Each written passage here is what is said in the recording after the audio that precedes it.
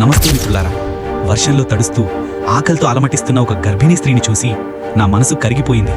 కడుపులో ఉన్న పాప కోసం, వాళ్ళ భవిష్యత్తు కోసం నేనేం చేశానో చూడండి. అప్పటికప్పుడు వెళ్ళి ఆ అమ్మతో మాట్లాడాను.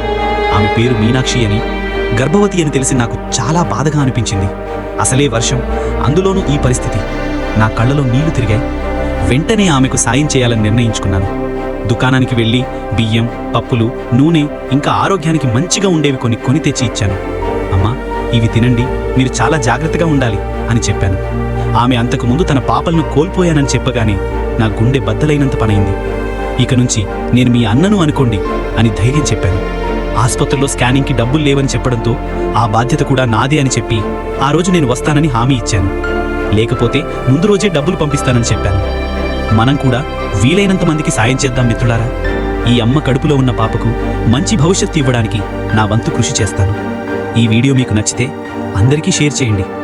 నిజంగా సాయం చేయడానికి మీకు వేరే ఏవైనా ఆలోచనలు ఉన్నాయా? వాటిని కూడా పంచుకోండి.